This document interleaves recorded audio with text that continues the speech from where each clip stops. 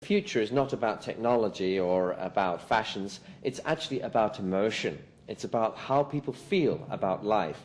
And those feelings are different in every individual. So we have 6 billion feeling individuals who are all creating their own complex solutions in the most incredible way. And they are building the future. And that's what the future depends on.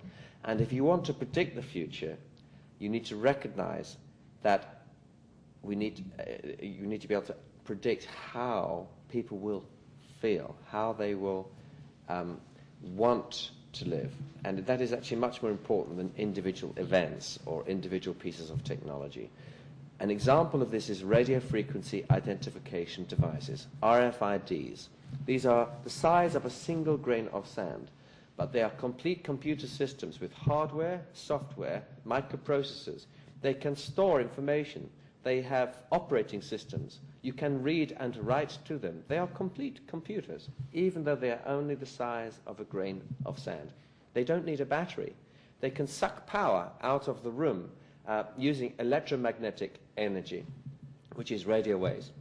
And we are seeing already 10 billion of these new computer devices entering our world every year. They're being used in packaging for boxes going into Walmart or Metro or Carrefour.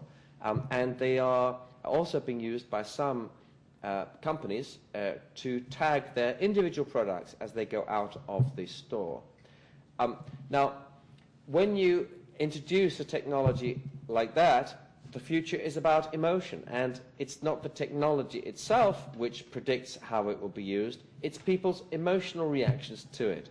And in fact, there has already been some reaction, some worry about privacy or confidentiality, or perhaps that your clothes might talk to someone else as they walk down the road, that someone might see what is in your back pocket.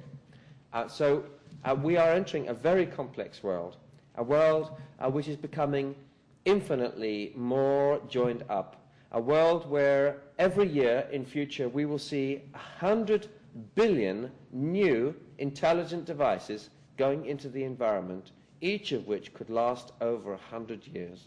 All of them talking to each other, all of them